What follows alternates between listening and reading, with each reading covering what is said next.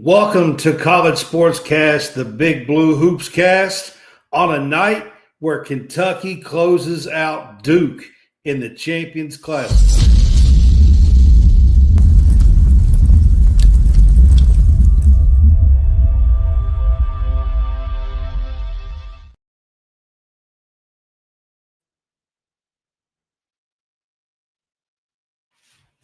Welcome in, guys. This is Brad with College SportsCast. We're here to do a version of our Big Blue HoopsCast. Both the women and the men's played tonight. The men's game was a little bit more important tonight, playing the sixth-ranked Dukies in Atlanta, John, at the Champions Classic. And a Champions Classic with something that we haven't won for a while, to be quite honest. 9 years, to be exact. Listen, Kentucky threw the first punch. Duke built a double-digit lead. In the end, this blue blood rivalry that we've known to love came down to the final seconds. It was so exciting. It was finally, Brad, I say this, and not to throw any shade at anybody, a former coach. But it's actually kind of nice to go down the stretch and put a team away and win a game and close. We've not been able to do that in the last 2 to 3 years. Now there's been 100%. There's been some outliners now. We went to Kansas and beat them in the regular season with Keon Brooks that time. It's been far and in between. And to be honest with you, the defense won this game. Lamont Butler, he was a guiding force for that play, that flag where it went off his fingertips. And then I think Olway was in the corner. No, it was Amari Williams. I'm sorry. Amari Williams was in the corner and he got his foot out of bounds. Cooper Flagg makes some freshman errors down the stretch, and we'll talk about that going forward. But nice win. Kentucky fans showed up. It was, they don't call it Catlanta for no reason. It was loud. It felt like a Elite Eight game, to be honest. Just teams throwing punches back and forth. And to be honest, at the end of the day, you're going to celebrate this win, but there's still room for improvement. There's always room for improvement. We didn't shoot the ball that well tonight, but Jackson Robinson virtually did nothing, and Kentucky still won this game. That says a lot about your top guy that absolutely you depend on as for the three-point shooting. So before we go a whole lot further here, I just want to acknowledge that we got several people on with us. I tried to put a few of you up. I am so glad that people are on. We're excited about Kentucky having a big win tonight. It's been a hard 3 or 4 years for Kentucky fans, to be quite honest with you. Mm-hmm. In most of these games, it seems like we always, with the big games and the game on the line, it seems like we always come out on the short end of the stick the last 3 or 4 years. And to get a big win down the stretch in a game, John, for the last half of the first half and most of the second half, we were behind. We played from behind most of this game. In years past, the last 3 or 4 years especially, when we played behind like that, most of the time we never could overcome it. Mm-mm. And tonight we did. And the thing that really kind of made me happy in watching was every time Kentucky made like a mini little run, Duke would answer. Every time Kentucky would hit a shot, Duke would make a shot. Yeah. It just seemed like it just like we couldn't get over that hump. But I'm going to tell you where this game changed. There's a guy, the transfer portal from Wake Forest named Andrew Carr. Andrew Carr took this game by the wings and said, I'm not going to let them lose this game. And when he had, the and one to tie the game, I think that was the biggest play of the game because right there, if Kentucky don't hit a shot or they Well, don't make he answered an and one by Cooper Flag. by Cooper Flag, yeah. He answered an and one by Cooper Flag, And I which tell was you, huge. and I want to be honest Carr with did. you, it's nice to have a trash talker on our team in Kerr Cressa. Like he was jawing tonight, like he was smarting off, like he hit a big shot to cut the lead to one. Like he made some big plays down the stretch for us. Um, you know, man, what can you say about this team? Like they fight, they stretch. And I'm gonna say this. Now you lose this game, it's not the end of the world. It's a game in November. But if you look at the schedule, Brad, they're 3-0, right? The schedule opens up a little bit coming up. This Kentucky team has a shot to reel off 4 or 5 wins in a row, with plus that Duke win, and I think that's a Yep. big plus with this team. And I'm not saying a loss would have hurt them because it's early November. It's just championships aren't won in November; they're won in April. And that's one thing that I've always said. You don't win tournament games in November, but it's nice to win these kind of games and to be at the end of these games and be on the winning side of things. Oh, I agree, man. We got a bunch of people on with us. Madeline and Jonathan got 28 and Chris watching right now. Yeah, I'd imagine. Which Jared I'm Murphy trying to says, put most people's. Jared Murphy says, does Kentucky move in the top 10 after this game? It's possible. With how they vote, it's possible. I'll be honest with you. I think Kentucky should move in the top 10. I don't know if they will. They might move to 12 or something, maybe. I don't 11, really know. Something right now, but I think Kentucky should move in the top 10. Yeah. Okay, Brad. I want to ask you a quick question about this Chris. Game. Right here is what was so refreshing about tonight. Hang on. Is that for a change down the stretch, Kentucky actually had some experience. And it showed. And as great as Cooper Flag played when the game was on the line, he made a couple of rookie mistakes. Mm-hmm. He had 26 and 12, and Cooper Flag played great. But when the game was on the line, he made a couple of freshman big game rookie mistakes. It cost him. Kentucky made some plays. Oway got the rebound there over Cooper Flag on the Butler miss and made some free throws. And like you said, Carr made a and one down the stretch, and Kentucky's experience made the plays instead of being inexperienced and making the goofball plays. I'm going to tell you something else that was kind of costly for Duke. They struggled from the 3-point line. Knappel hit some shots, but they did. They had 4 of 23.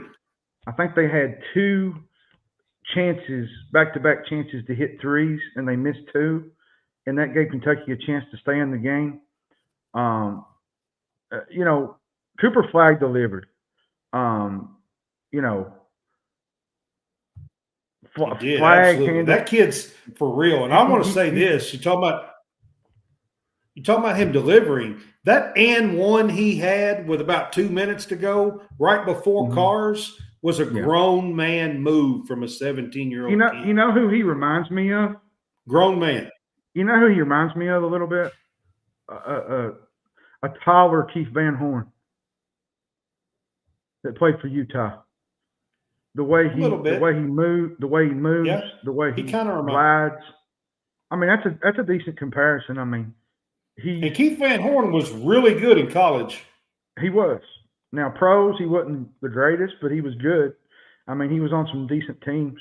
But I think Cooper Flag's level is is going to continue because he's not just done this in the Kentucky game. You know, he done this in high school. He done this in the last 2 games they played. He's going to dominate ACC competition in some of these smaller games that they play. Kentucky's 3-point shooting hurt Duke too. They found the range just enough in the second half to erase Duke's lead. You know, they only turned the ball over 7 times, Duke did, something that will be important, you know, as the season goes. What has to change, I think, for Duke going forward, I mean, even Kentucky, you know, turnovers late in the game, like the freshman mistakes. I think Duke is I said this before we got on. I think they're merely missing Jeremy Roach from Baylor. I thought it hurt them a lot because he was their star point guard. I thought he was a big area for them. And I don't think they really have a true point guard that can take the range right now. They're just letting Cooper Flagg go through him and letting him take over the game, which is a great thing if he's doing what he's doing. I mean, let's be honest. Cooper Flagg was really, really good tonight. He was impressive until the last 2 plays. I mean, and he showed when the game was on the line, he kind of showed his inexperience. He is 17 years old. And, you know, so, I mean, he showed his inexperience in this game. But the kid had 26 points and 12 rebounds. And he had an and one there late to put Duke back ahead, and then had another bucket down low that sit on the rim for seemed like 2 years and just bounced and bounced and bounced and bounced and somehow fell in and tied the game back up. I mean, he was tremendous, Cooper Flagg. Yeah. Well, and I'm going to say this too. So, you know, another key part of this game, Brad, is when I think there was a minute 41 left. Pope challenged the out-of-bounds call. He went to the officials and said, will you check that last call? Yes. Because it went off the fingertips of Cooper Flagg. Yes. Like, he's coaching nonstop. Like, I seen him in the huddle. He was coaching. He was running up and down the floor. Like, this dude gets Kentucky. He understands what it means to wear the front of the jersey, Kentucky, on his jersey. And I don't think people understand how big of a win this is. Now, this is against a number 16 Duke that is projected by many to win the national championship, y'all. Like, there's a lot of people's got them in the Final Four, a whole lot. It don't get no bigger than that. And, I mean, this is – not early on. I mean, this is still November early. So, yeah. I mean – I'm just saying from the prognosticators, you know, Final Four, national championship, they're all picking Duke to be there. And to knock them off in front of a sold-out crowd, and Kentucky was the standalone game, and you had the whole nation watching it. X, Facebook, like it was like for the whole country to watch. My stuff was blowing up. Was blowing up. I mean, notifications was blowing up.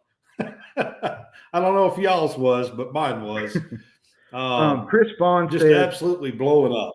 Chris Vaughn says, "What's your guys' thoughts on all the bigs tonight? We have saw flashes of them all season, but tonight we had 3 bigs in double figures." I felt like Brandon Garrison played decent. He made some easy buckets in the paint. The thing about Brandon Garrison is he gets too out of control at times.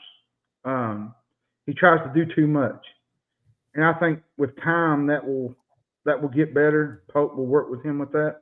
I thought Amari Williams played really good. Down the stretch, they really didn't use the bigs.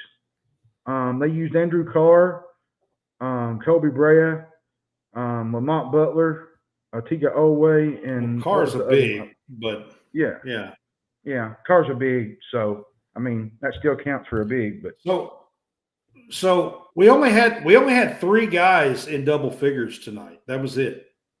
Carr had 17, Owe had 15, and Williams had 10. That's it. Mm-hmm. Butler had 9. Bria had 8. Garrison had 8. And Carissa had 6 points from 2 threes. That was the stats leaders. Jackson Robinson had 1 point tonight, guys. 1. So here's what I want to say. Kentucky wins in the Champions Classic over Duke, and Jackson Robinson is basically non-existent. I think that says a lot about the structure that Mark Pope put into this team. Going out, not having – we are one of 7 teams, guys, that have no production at all returning. None. And you just There's only beat Duke. 7 teams in the country, and we're one of them. And you just beat Duke. Yes. I mean, Yes, that's what I'm saying. The construction of this team, to be able to win this game with Jackson Robinson having 1 point and 1 rebound, he was basically non-existent in this game. And to still have the structure and the foundation returning nobody and no production to beat Duke in Game 3, the 6th-ranked team in the Champions Classic, is pretty impressive. well, and I'll say this. Don't you agree with that? I do. Lamont Butler is a defensive nightmare for a lot of opposing teams. Him and Otiga Owe are really. And so is Owe. I mean, They're both really aggressive. They get after you. It just felt like, Duke had the momentum, really. I mean, the game was tied a few times, and they couldn't go ahead, and then Kentucky went ahead. They went up 2 when Owe hit the 2 free throws. And then the biggest play of the game, to me, was on the free throw. Lamont Butler misses the free throw, and Antigua Owe fights for the rebound and gets the rebound. Like, when was the Over last top time? of Cooper Flagg, who's 6'8", and Owe is 6'4". When was the last time you seen a Kentucky team fight for a rebound like that in a close game? Like, it's been a while. I mean, when was the last time you saw that? Like, Kylie Dane says, I had a personnel at a Vegas casino tell me that Kentucky would win 78-72. He says, that kind of scares me. Well, I mean, if you're into all that voodoo, man, I mean, keep up the magic. That's all I can say.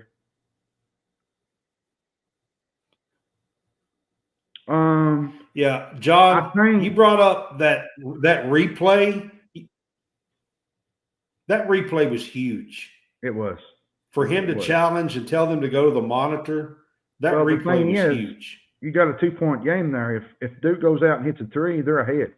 Like, I mean, that changes a lot of things right there. I'm going to say this. The Chris Vaughn asked a question. He said, when was the last time we won a Champions Classic? Was it not with Maxey against Michigan State?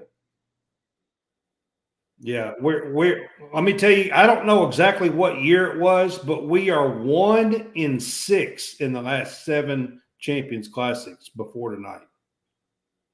Yep.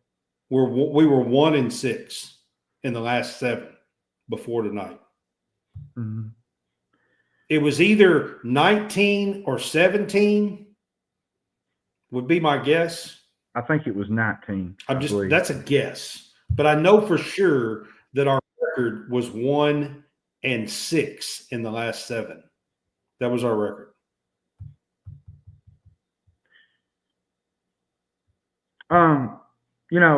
Okay, stats. I want to ask you about this.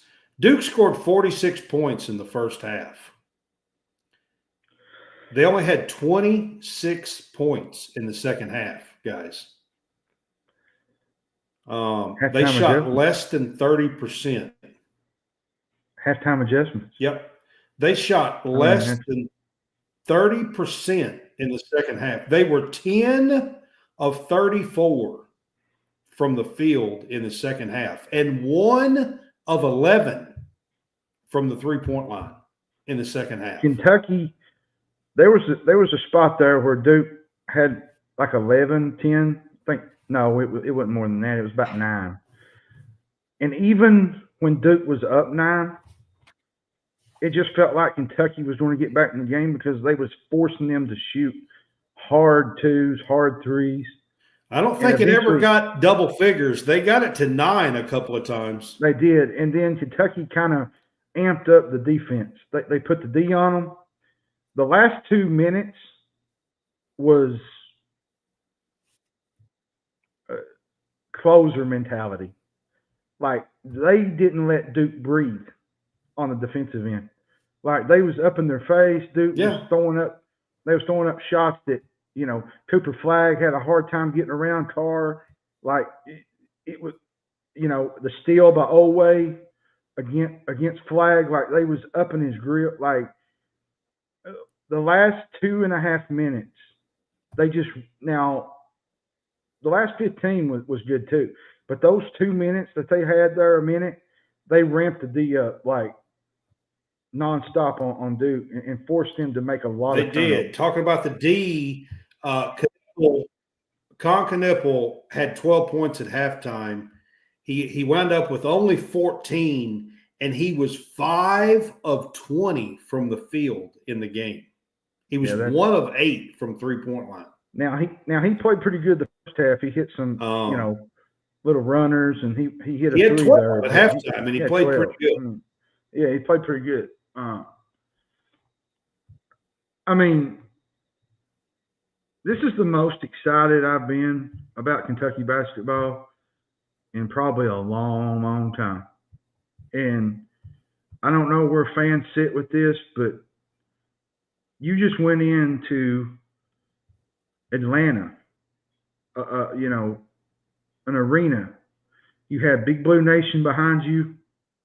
You had, you was playing Duke. Nothing bigger than the moment. And usually in those moments in the past where we have this 2-minute stretch, we fall apart. We lose the ball. We can't 100%. put things away. And now you got closers.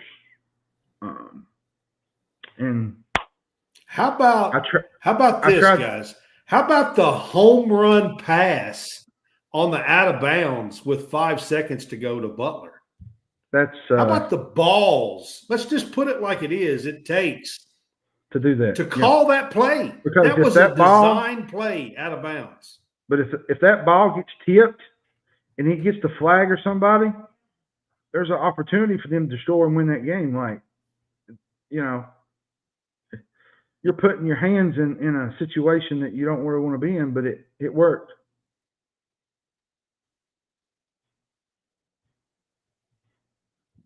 Absolutely. I mean, that was a ballsy play call at the end of that game by Pope. Mm-hmm. I mean, that was a design play and was complete ballsy play. Now, I don't want to just sit here. I do want to talk about Cooper Flagg for a few minutes. I mean, this young man is 17 years old, and he has basically the weight of the world on him. I mean, everybody's talking about him. Everybody's talking about him over the summer, playing with the NBA guys, and that he's going to be the number 1 pick and all this. And he comes in a game like this against Kentucky with this kind of stature in the Champions Classic. And let's be honest, the kid really played well. Don't you think, John? I mean, I think he played really well. We have Mark the entirety of. We this have game. Mark Sears on our comment box. That ain't Alabama Mark Sears, is it? I had to play a joke. No, I don't think so. I have seen a Mark Sears on there. Yeah. I'm just aggravating. Yeah.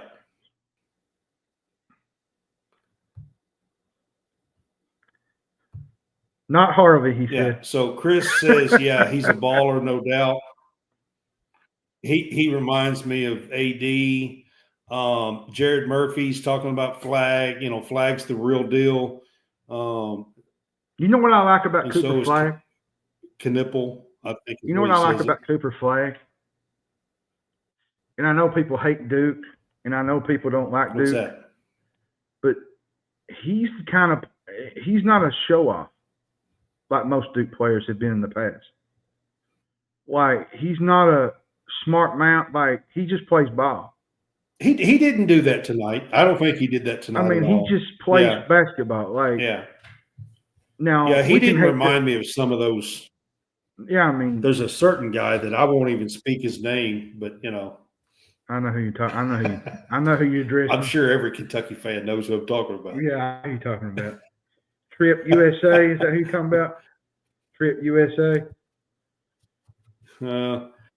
That one's a good one too. A good one to hate. But I was talking about in the Wayback Machine. Yeah, he did, Chris. But overall, I think he's just not. He's not the type of kid to really do that. Like, he just plays ball. Like, and that's what I like about him. And another thing that people don't bring up, Duke had a couple guys go out with cramps.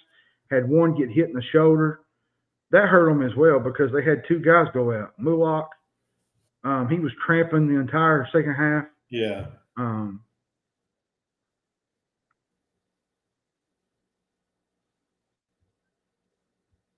Yeah, man, I'm gonna tell you guys that play right there where he was hit and scored over top of two defenders and got the and one with about 2 minutes to go. That was a grown man play. And I said it when I was watching the game. I was so impressed. I was so impressed by that. Yes, Jared Murphy, that's the guy I was talking about. Yeah. In the Wayback Machine. And I'm not going to say. I'm not going to say any. I'm not even going to say any names. I know who you're talking about. Yeah. I mean, there was other ones too. I mean, Cherokee Parks, and there was other ones that was the same way. I mean, now I did like Grant Hill. Cooper tonight, I was kind of impressed by the kid, to be honest with you. I did like Grant Hill though. Grant Hill's a good dude. There's nothing wrong with Grant Hill. I like Grant Hill. Grant Hill's a good dude. He's a good guy. Yeah. Yep. I mean, I was impressed by Cooper tonight. I thought he played really well, was impressive, had some grown man moves late in the game. Unfortunately, they put him in a position to, like John said, they don't have a point guard to run a play and get him the ball down low for him to make a move. They put him in a position to have the ball in his hands to bring the ball down the floor a couple of times, and late in the game and counting on him to make a move, and it cost him. And I'll tell you another thing that we have not talked about here on the show that I think was a big deal down the stretch in the last minute. They didn't have any more timeouts. Mm-mm. We caused them to use up their timeouts, and with about 40 seconds or 50 seconds to go, they didn't have any more timeouts. Mm-mm. And I think that was a huge deal down the stretch. When Butler went to the line, when they had to throw it in, they didn't have a timeout with 26 seconds to go to set up a play and that kind of stuff. I mean, I think that's a big deal, having them use up their that they had to use up their timeouts. Jared brings up a big point. Some of the calls tonight, Pope was acting like Tubby with the way he ran things. Like, certain defenses, certain bringing guys in, switching guys out. Like, yeah, he went to a 1-3-1 there on like one possession. Yeah, like a coaching 101. Like, it's just nice to see a coach and a team close out a game like we did tonight against Duke. Duke is a good team. Duke's probably Yeah, going to I go very mean, far. Duke's going to go very far. They're a good team. They're going to win games. But tonight they they did are. not. Tonight they did Let me not. We ask you. I won. mean,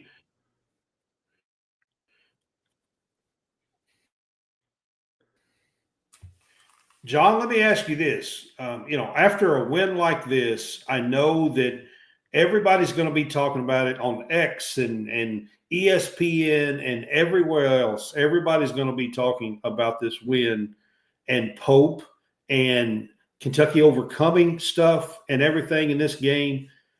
Where do you think over the next couple of weeks, going into December here, where do you think Kentucky – where do you think in a couple of weeks? I mean, where do you think the ceiling will be? Like, let's say when the Louisville matchup happens, like December 14th, I think. I mean, do you think that we will still be undefeated by that time? I think it's Now that possible. we got this win under our belt. Let me bring up the schedule real quick. So I'll give you kind of the idea because I didn't have it pulled up. I didn't know you was going to kind of bring it out here. They play next week against Lipscomb. That's Tuesday night. Then they play Jackson State at home. They play Western Kentucky 2 days before Thanksgiving. Then they play Georgia State at home. And then they have the ACC SEC Challenge. They go to Clemson on the road, which I think will be a tough test. Clemson's got a good team this year. They brought some key pieces back. Clemson's going to be really good. And then they play Gonzaga. I think the Gonzaga game will see where we really are. Like, Gonzaga's really good. Duke's really good. Can we beat Gonzaga? Yeah, they looked impressive Monday night. That's going to be a tough matchup out there out west. They're probably going to have the fans behind them. It'll be interesting to see how we react to that. But then after that, we play Colgate and Louisville and Ohio State, and then we finish with Brown to enter into the new year. But I just Corey, think I'll say this: the Clemson game will be the first true road game. Yeah. And so I mean, it's a different environment going in a true road game. Here's what I'll say, Brad, about this team. Before tonight, I was kind of iffy on this team. Not really iffy, but I was just kind of wanting to see where they matched up with Duke. Okay. They surpassed what I thought they would do. I thought this team was around a 32 team. This team is good enough to be in the Elite Eight. Like, legit. Now, they got to have a couple breaks go their way, get to the Final Four, because when you're in the tournament, there's a lot of luck. You got to have a lot of things go your way. But I think this team is an Elite Eight team with the way they played tonight. They beat a really, really good Duke team. And this is going to be big on their resume. Absolutely. This is going to be big on their resume because this is a big win by net rankings. This is going to be a real big win on a neutral floor against Duke. And I think to me, this is an Elite Eight team. Final Four, I'm not ready to go there yet. There's still some things they need to work on. But I'm going to mark it down. You said, what's today's date, Brad? November 13th. By February 12th. By February 13th, Kentucky defensively is going to be a nightmare because they're not going to have to score a lot of points to win. They're going to be able to win with their defense. And they're going to have guys like Atita Owe, Lamont Butler. I'm not trying to jinx you, Corey. I'm just telling you. This team's going to get better defensively. This team is not even halfway through the year, and they're just going to keep gelling. I think, Chris, if you got a guy like Andrew Carr did tonight, he held his own against Cooper Flagg. And if you can hold your own against teams like that, against a team like with Flagg, you can beat some teams in the tournament. So, well, I mean, Chris was asking, will we see another big as good as Flagg this year? I mean, probably not. I'm not real sure. I mean, there's some decent ones in the SEC. I mean, you got a couple at Alabama, but there's not really nobody that's on that level that Flagg is right now. Well, and I mean, Janai Broom is going to be a mess to handle, but he plays a different game than Cooper.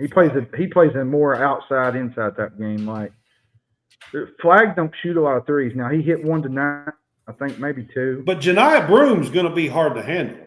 Yeah, he's good. Auburn's going to be hard to handle. Auburn beat Houston Saturday night. Like Auburn's a good team.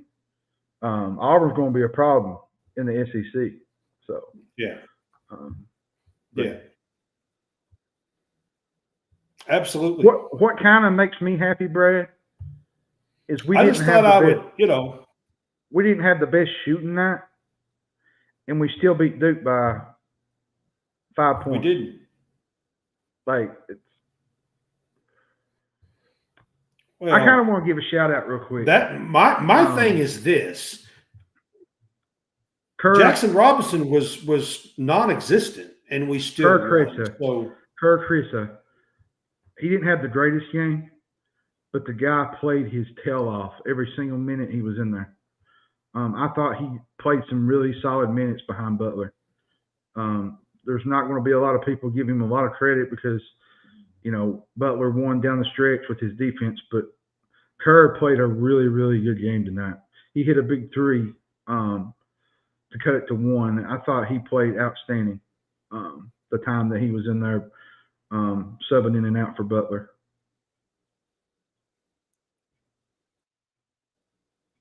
Yeah, I agree.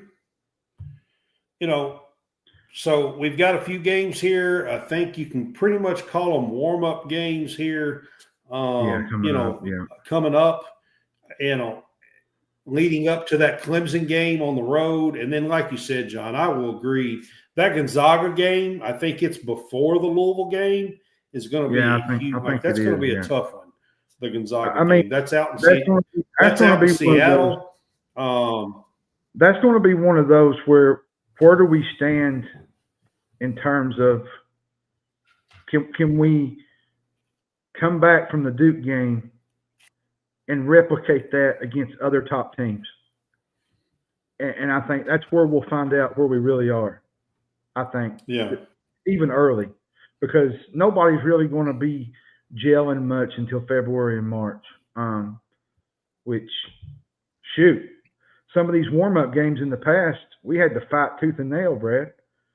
Ain't it nice to actually have a warm-up game where we don't have to, sit around and have to bite our nail? Even though some of them have been tough, but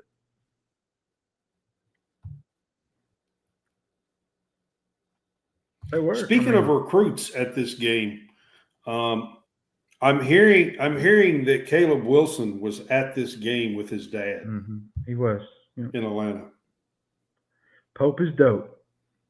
Exactly. So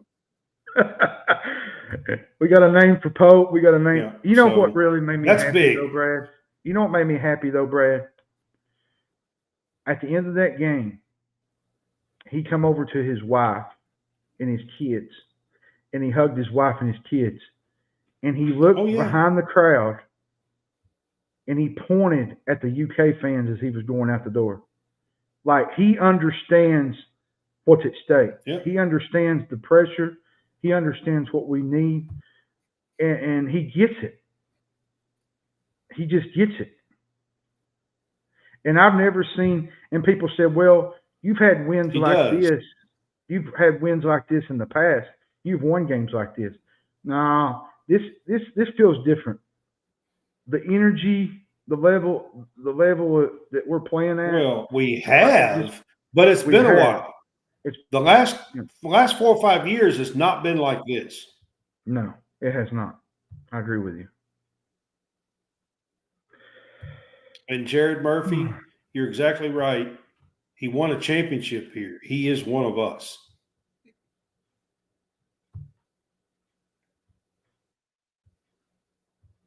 He is one of us. 100%. Did you want to kind of talk a little bit about the UK women? All right, guys. I know we've had fun.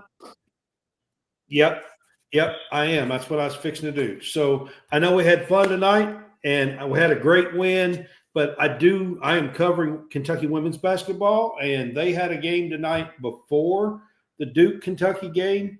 It was kind of their last warm-up game before a big game Saturday. We will talk about that here in just a few minutes. But the women played lights-out defense. 3 games now, they have given up an average of 42 points. In these games, they're playing lights-out defense. Before tonight, they led the country in blocks per game. They had 10 more tonight. I'm not sure if that's going to lead the country, but they are absolutely playing great. Deja Lawrence tonight had 19 points, and Clara Strack had 16. Those were the 2 leaders tonight. Clara Strack, John, she's a sophomore, and she is a stat sheet stuffer. Yes, I can. Yeah, I turn my mic off. Clara Strack is the real deal. If nobody's she's awesome. If nobody's watched her play, they need to take in a Kentucky game. Here actually Saturday would be a good time to watch. Playing Louisville. This is a big opportunity for Kentucky women's basketball. If they could pull this game out Saturday at home, we could be talking about a Kentucky team that could be in the top 15. And many really didn't expect that this quick. And this early. Yeah. And Georgia Moore, she does her thing. Leanne says, y'all, I literally cried. And listen, I love the fact that Kenny Brooks plays through his bigs, and he loves his guards the way they dish and the way they drive. This right here, guys. Yeah, Kenny Brooks is a heck of a coach. I agree with that statement. I mean, Chris, you're exactly right, man. I love the way he plays. Clara Strack may be the points leader on this team, and I think everybody thought Georgia Amore was going to be, but Clara Strack is she had another double-double tonight, 16 points, I think 13 boards. Silva she is just filling it up. Silva's another one to watch down the stretch. I think she's going to be really Silva good. Is the SEC Freshman of the Week. Yeah. It was announced today. She's the SEC Freshman of the Week. She averaged 16 points and 5 rebounds, 5.5 blocks in her first 2 games, and she was the SEC Freshman of the Week.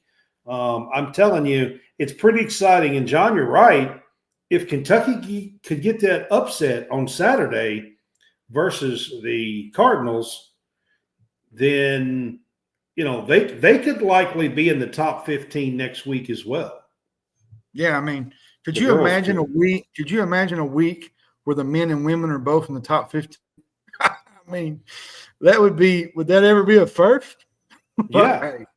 I mean, with the momentum of the whole week. We had some top 15 teams when Mitchell was there. You know what I mean? Like, with the excitement, is what I'm talking about with this team. Yeah. In the season, the way it started, I think Kenny Brooks is a player's coach, I think.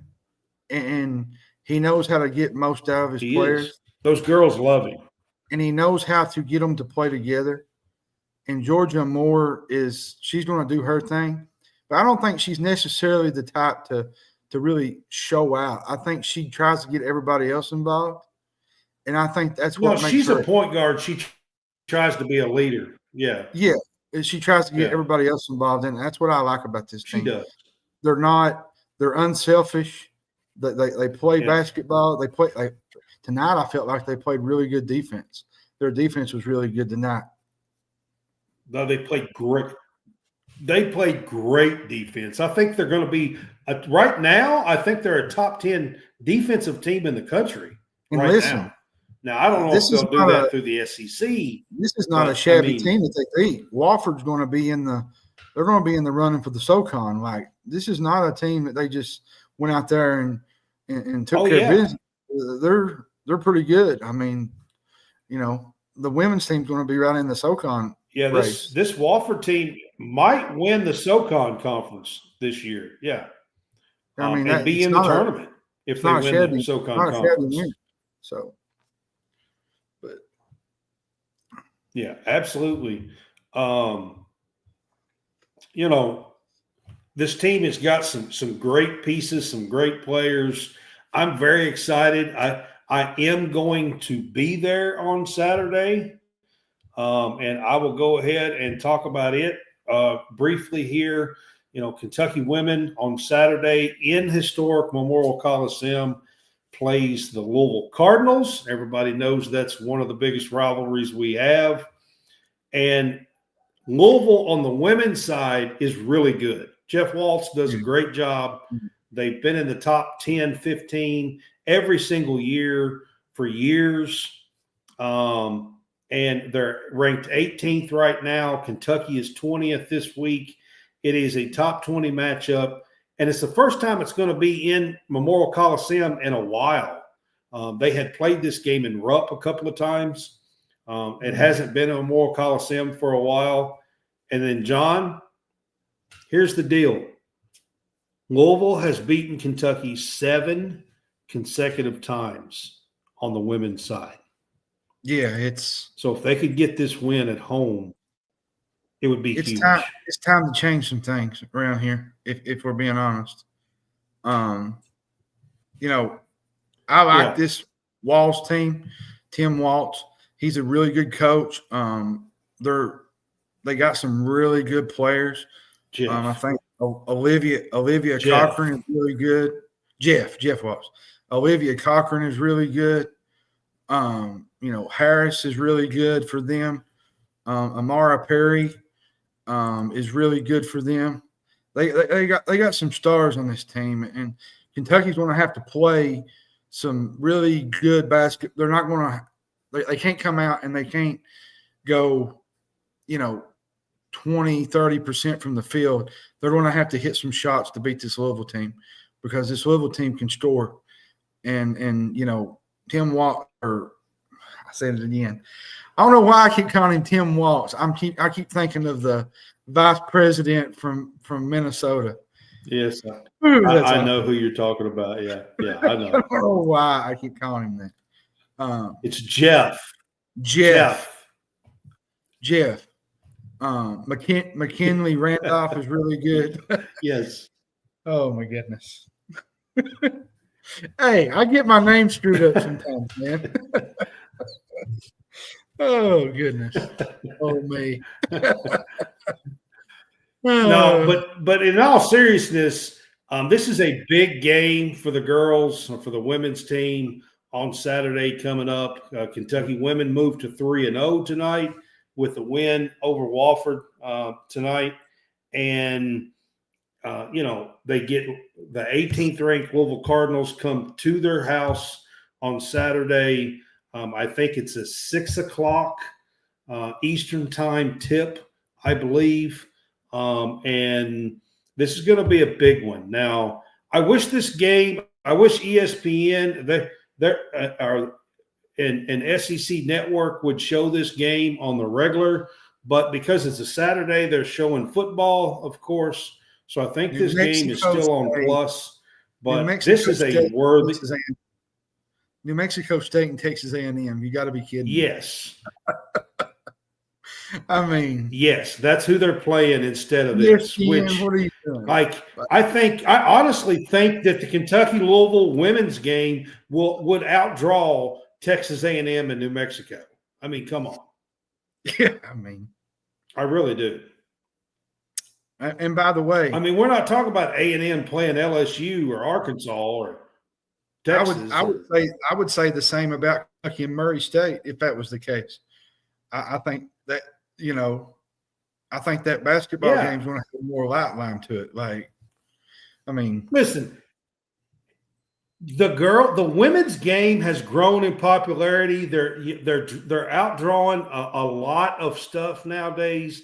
And to be quite honest with you, I think this Louisville Kentucky game deserves to be on SEC Network and not on SEC Plus. And I don't give a crap that Texas A&M is playing New Mexico. Honestly, so I'm just putting it out there. So I think this game should be on SEC Network instead of the football game on Saturday night because it's in prime time. That'd be a perfect spot for this game on SEC Network, and it really should be. I think it would at least compete with the drawing of the Texas A&M New Mexico game. Yep, football. All right, John, before we go off, I got to ask you, I don't know if you got to see this game or if you got to see the highlight. Did you see Cassidy Rowe with the block at the end of the third quarter? Did you see the highlight of that? I didn't get to see it. I'll have to rewatch it. Okay, so maybe the next time I'll put it in here. I didn't because we did this kind of quickly tonight. But maybe the next time I put it in here and show it as a replay, as a clip. Cassidy Rowe, if you guys don't know, she's from Virgie, Kentucky. She's the lone Kentucky basketball player on this women's team. But she's 5'5", okay, at best. Like she's 5'5", okay? And she was guarding a girl that was 5'10", all right? And the ball went to the corner, and this girl thought she was going to shoot over top of Cassidy Rowe.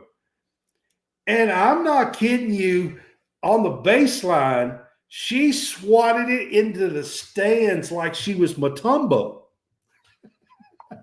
It's like, whoa, what in the world, man? I mean, she swatted it in the stands like she was Mutombo. Wham! And I was like, whoa. That was a hell of a block. Yeah. We're going to have our big fuss. We're going to have our big fuss show tomorrow night. We had the NFL thing with Fresh tonight, which I watched a little bit of it. I kind of went in there and supported him. So, be an interesting chat tomorrow night. There's some. I did too, a little bit. The college football rankings came out tonight. We'll talk about that tomorrow. There's a team in there that. Yeah, I got an issue with one of them for sure. Yeah, there's. We'll talk about that tomorrow. There's a couple that I got an issue with, but. Yeah. But overall, there's one in there for sure I got an issue with. Does any of them rhyme with a tiger? Yeah.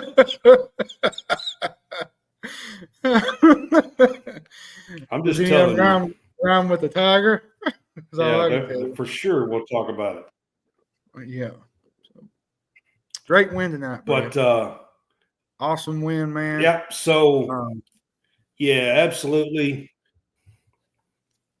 It's a great night to be a Kentucky Wildcat fan.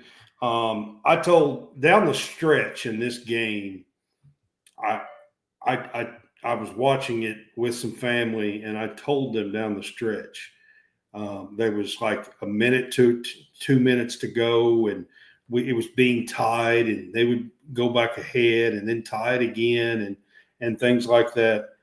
And the one thing I said Kentucky is due to win one of these games.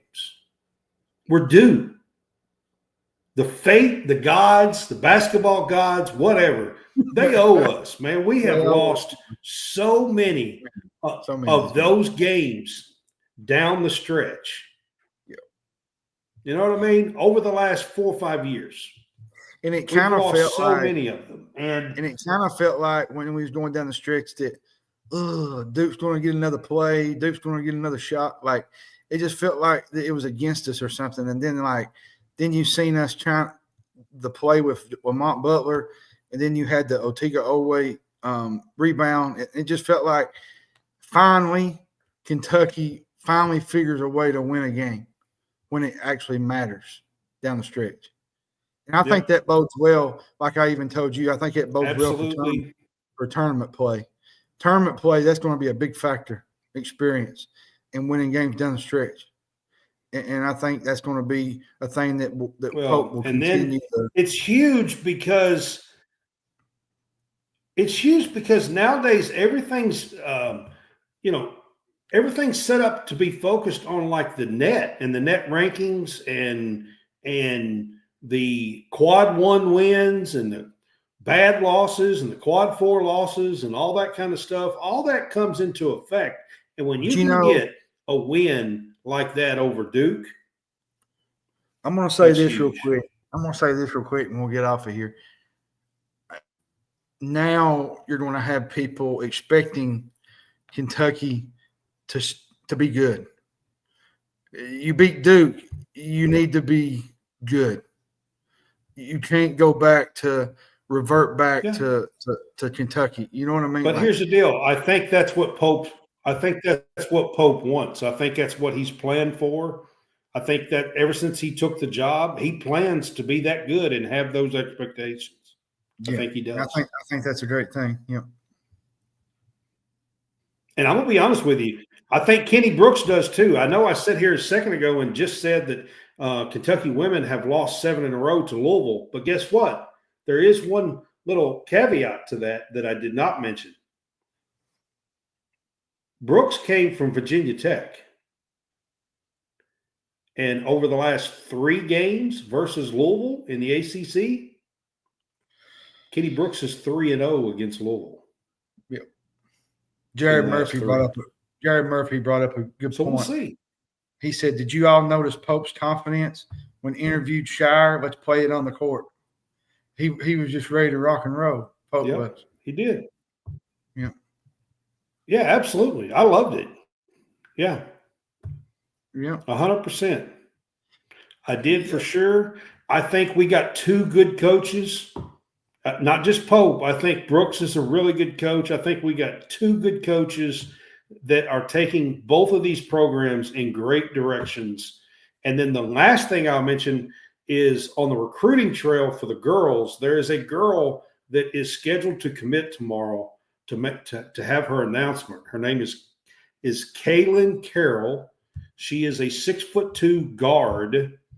And Kentucky is on her list.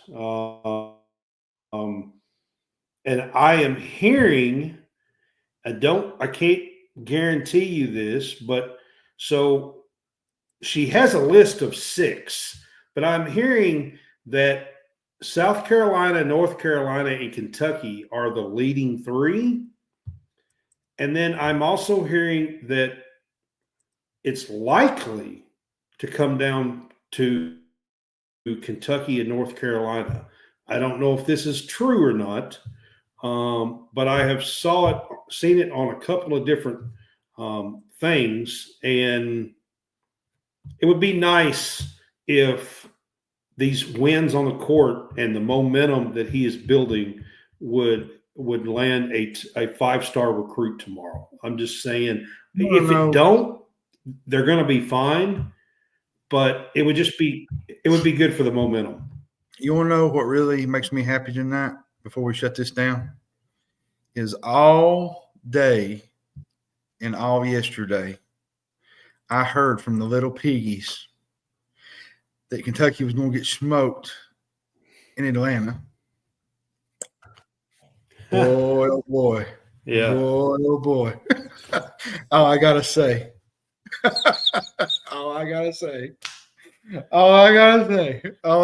Listen, you want to know what I'm going to say to that? They better get used to it, because this Kentucky is going to be on the rise, and I think most Kentucky fans have already seen a little bit of what we thought we'd see with Arkansas. They have a hard time closing games out. Mm-hmm. I mean, let's be honest. Yeah. That's what we've lived for the last 5 years. Yep. I ain't gonna say no more. Piggy land might be. I don't even know what that sport is. I'm gonna be honest with you. I don't even know what that sport is, Jared Murphy. Kentucky fans are going to be insufferable on so many apps in the next couple of days. It's going to be hard to fathom. They're going to be hard to deal with because I'm gonna be honest with you. I'm gonna have some damn fun. I'm gonna get off here and have some fun. I'm gonna tell you right now. I don't blame you. I'm gonna tell you right now. I don't blame you. I'm gonna go in some groups and be like, what do y'all got to say for yourselves? Oh goodness. Thank you for the show, Brad. That's what I'm gonna do. I ain't kidding. It was a good time tonight, man. Fun win. Great opportunity. Yeah, and I appreciate everybody being on with us. I know we had about 30 people on with us at one time here. So, and I know other people do this too. So, we have friends that are doing this too. So, I mean, that do post-game shows and stuff. So I appreciate you guys being on with us and commenting and talking and having some fun with us. And we will see you guys tomorrow night for the Big Fuss Show. We will do that as our normal 9:00 Eastern time. And we will see you tomorrow night. This is on a Wednesday. I know. A-T-S, cats. Go Cats is all I got to say. It was fun.